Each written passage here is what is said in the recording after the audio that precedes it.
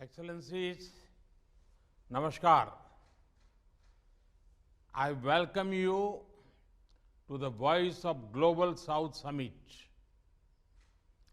Over the past 2 days, this summit has seen the participation of more than 120 developing countries, the largest ever virtual gathering of Global South.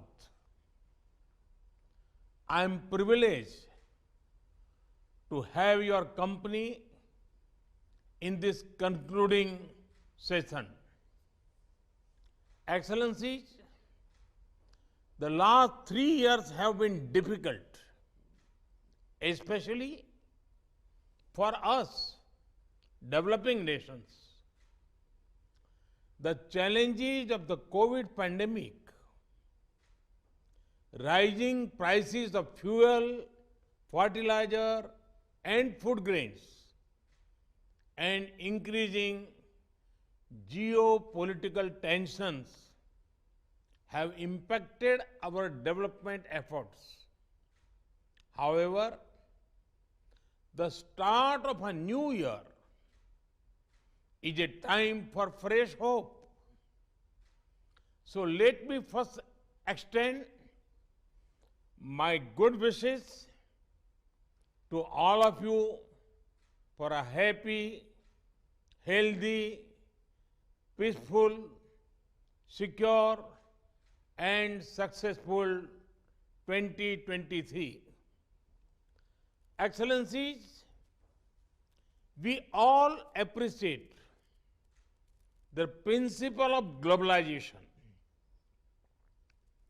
India's philosophy has always seen the world as one family. However, developing countries desire a globalization that does not create climate crisis or debt crisis.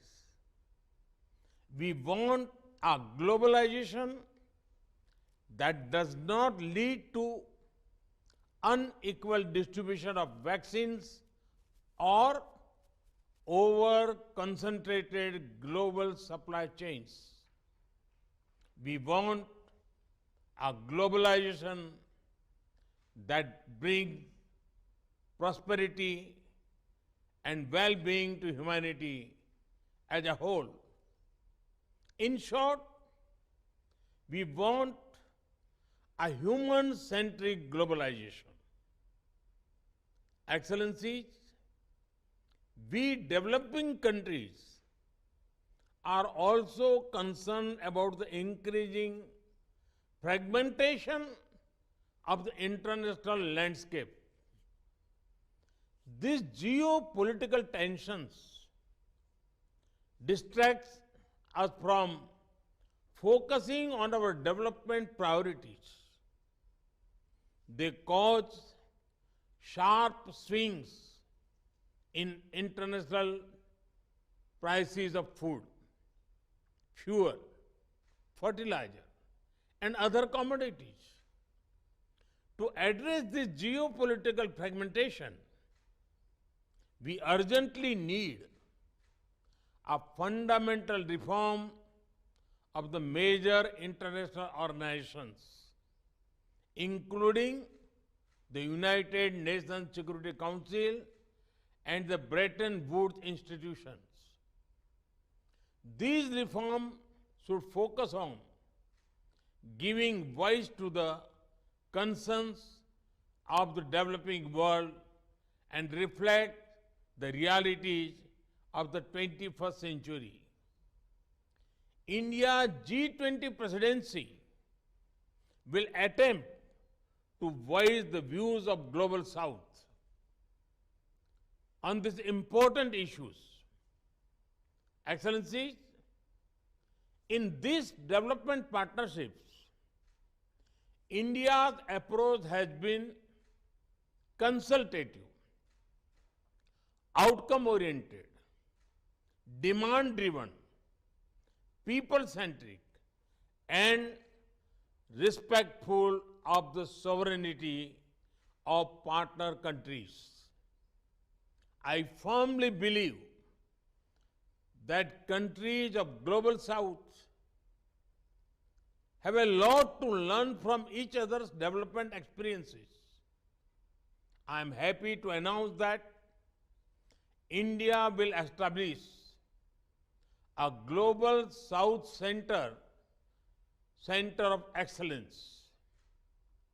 This institution will undertake research on development solutions or best practices of any of our countries, which can be scaled and implemented in other members of the Global South. As an example, the digital public goods developed by India in fields like electronic payments, health, education, or e-governance can be useful for many other developing countries. India has also made great strides in areas like space technology and nuclear energy. We will launch a Global South Science and Technology Initiative to share our experience, to share our expertise with other developing nations. During the COVID pandemic, India's Vaccine Maitri initiative supplied made in India vaccines to over 100 nations. I would now like to announce a new Arogya Maitri project. Under this project, India will provide essential medical supplies to any developing country affected by natural disasters or humanitarian crises. Excellencies, for synergizing our diplomatic voice, I propose a Global South Young Diplomats Forum to connect youthful officers to our foreign ministries. India will also institute Global South scholarships for students from developing countries to pursue higher education in India. Excellencies, the theme of today's session is inspired by the ancient wisdom of India. A prayer from the Rig Veda, the oldest text known to humanity, says, Sangachhadvam Samvadadvam Samvo Manasi Janatam, which means, let us come together, speak together, and may our minds be in harmony. Or in other words, unity of voice, unity of purpose. In this spirit, I look forward to listening to your views and suggestions. Thank you.